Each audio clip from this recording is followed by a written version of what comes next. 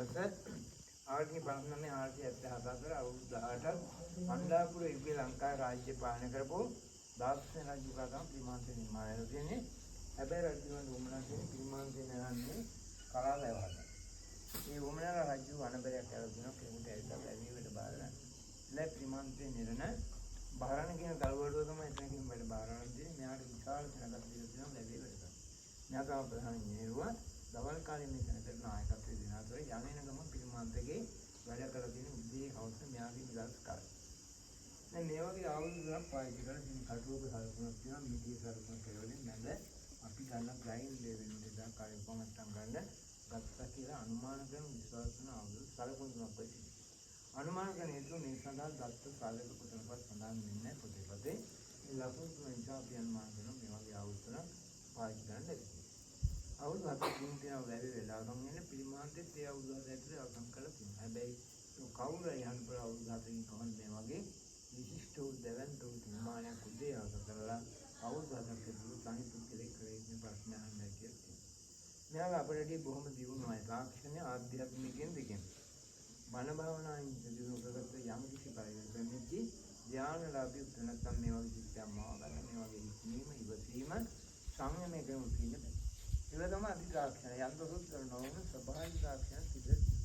කවරකට දෙකක් අවසුදල මුල් මාල් පොත්කොලට වගේ පංචාංගය උස් කරලා අඹරලා පිළිත් කරලා ප්‍රීතිය බලගත්තිය දේති බලගත්තිය පිළිත් කරලා ගල දීපුණා ගල මුදු වෙලා තියෙනවා. අපි කියන උණුනේ මුදුයි තුනේ කියලා කටුව තියෙන මිටින් ගහන එක ගැහුවනම් මේ වගේ මොන තරම් පරිදිනවා.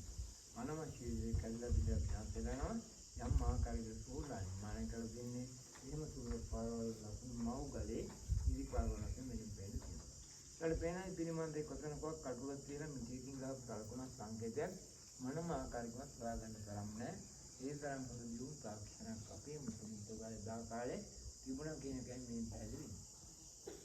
සාඩි 43ක් පත්මාසෙන් ඉඳන් 35 දක්වා සිරිපතුනම් සිරස දක්වා 38ට යන 10ක් නාසිකාවේ නැත්නම් නාසයේ වැඩිම වතුර බිඳුව ලකුණක් තියෙනවා. පේනවා සිරිපතු දෙක අතර. ඒකෙත් නැද තියෙනවා එකතු කිරීම නැත්නම් ධන ලකුණ. ඒකෙත් නැද වැටෙන තරම් ළඹයි නැත්නම් සමන්තිකාද කාලේ විද්‍යාවක් ඔබන්නේ ළඹයි මාන. ලෝකේ තියෙන ආබද්ධ ප්‍රමාන්තයල අතර ප්‍රධානම දැනගන්න ප්‍රමාන්තේ අවකර ප්‍රමාන්තය. ආබද්ධ කියන්නේ මේ කලින් වෙන් කරලා නැහැ. වෙන් කරු ප්‍රමාන්තය අනාබද්ධ නැති ප්‍රමාන්තය ආබද්ධ වශයෙන් ප්‍රමාන්තය වර්ධ කරනවා. අවකර ප්‍රමාන්තය ආබද්ධ ප්‍රමාන්තය නෙමෙයි. මේ කියනකොට හැබැයි ඉතන අපිට කියන ගලෙන් වෙන් කළා වගේ බැලුම් ගලෙන් වෙන් කළා කියන හැබැයි අඩි 8කින් විතර පස්සේ අඩි 1මාරක වගේ පරාසයකින් පිටකොන්ද දක්වා මේ සම්බන්ධයි. පාද දෙක වැඩෙන බරත් එක්ක ඇතිවන ආදාන නිමක් සාධන සඳහර වගේ බද්දේකින් සම්පූර්ණ කරන්නේ. ඇඟිලි සම්බන්ධයක් තියෙනවා බැලුම්ගේ සම්බන්ධයක් තියෙනවා යම් ආකාරයක භූමිකම්පාවක් වගේ ස්වභාවික ආපදාවකදී හස්තයේ ඇතිවන ආදාන නිමක් සාධන සඳහර වගේ උපක්‍රම ද ශක්තිමත් කරන්නේ. වැඩින්නේ සමබංග ඉරියව්වෙන් අමරාවති සම්ප්‍රදායට දකුණු සියයන් ආශිර්වාදාත්මක අධ්‍යයමුද්‍රා දරාගෙන ළඟට ආශිර්වාද කරනවා. ගුවනින් කිලෝමීටර් 1මාරක් වටින් යන කිලෝමීටර් 3මාරක් දුරයන් වන ලැබට ලබත් පිළිමාත්‍රිත් එකම චිත්තයන් සහ මෙයාගේ අරමුණෙන් ළඟට ආශිර්වාද කරන්නේ මොන්නේ අත්කලා පිළිගන්න. දෙතිස් මහා පුරුෂ ලක්ෂණ බාහිර ලක්ෂණ වැඩි කොටසක් නිමනවා. මන හස්ත රේඛාව නල්ල රේඛා ටික මනින් කටු ගල්න රේඛාව ඇඟිලි පුරුක්කද රේඛා බෙල් දෙනිකට වගේ විතර මෙලෙස රේඛාන් දුහඳුර ඇහින් නොද කඩින් දැක්වුවා තමයි ඉන්දියා පෙරපෙළදී. අඩවන් දෙනේ සුකමල මොකමල මහා කරුණා සමාපatti සමය මුතරය දිගු කන් දිගු ඇඟිලි දිගුවත් පා පුදුමයට 50 මීටරේ ශරීර ලක්ෂණ රන් දෙරයක් ආ සමාන කීවාදාති කියන බෙල්ල සිංහ රාජික වගේ උද්දකාවේ කියන පපුව අත්පදා සමාන ගාත්‍රා ඕල් මොංගය සමාන හිඳ එන කාදාතු කියන නියපොත්තු නිර්මාණය මුවත් වගේ වෙලකින් මම දක්න මානසින් ඉන්නේ පැහැදිලිව තියෙනවා. බලගන්නට අස්සට කියන අපේ බාහිර ගානවල ගොප්පට වශයෙන් හඳුන්වනවා. සුපිහි පාද පළවෙනි පුරුෂ ලක්ෂණ තිබ්බතෝ කියන්නේ පොළොවට සමාන්තර අපේ වගේ විදර්ශන සයිඩෙන් ඉන්න පොළොවට පා පිටවල. ඉනේ දෙනන පටි දාගෙන නැත්නම් ඉන පටි වලින් පොළොවට තියෙන සිවුරට අනුන්සේ සිවුරක් ඒකාන්ත ධනිපට සිවුරක් පාරුපන් ක්‍රමයට ඇඟට ඇලෙන පිටුව සිවුරන් මානනායකයි පටි දාගුව රින්ගල බෙලා තියෙනවා. සිවුරේ හැරින් මානව කලාවෙන් දෙකේ සමානව මෙතන අඳින යොදින් පේන අමරාවති සම්ප්‍රදායයි ප්‍රමාණයට වෙන්නේ කලාක්‍රමයක් පාද දෙකට බල දරාගෙන විජුවන කන්ටින් බැලීම ඉරියව්වට සමබර ඉරියව් කියලා.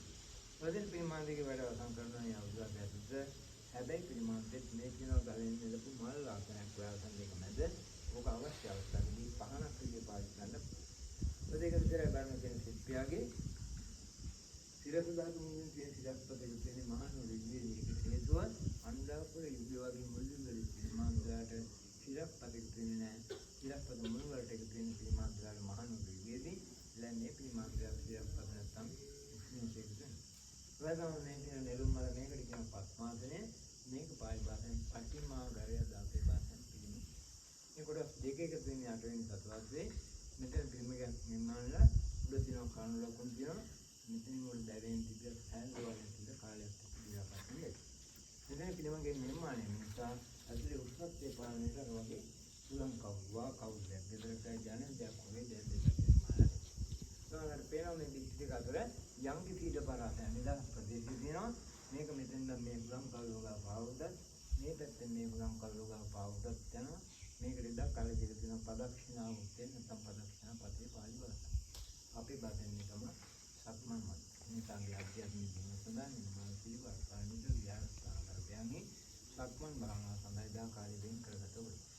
ගණික විද්‍යාව ප්‍රමාණ සම්බන්ධ කතාව සිදුනාන් සම්මාසින් තමයි ප්‍රමාණ දෙක කලාවක් නිර්මාණය කර බලමු තුනයා දාසෙන් තමයි ප්‍රාණ පිටකටේ සිදුනාට ස්ථානය සකරනවා නාගබයි දෙවියන් ප්‍රාණ සිදුයන්ට මෙතෙක් කන්‍යාව සකරලා අපු බල අන්න ආරම්භයෙන් සිදුවා කියලා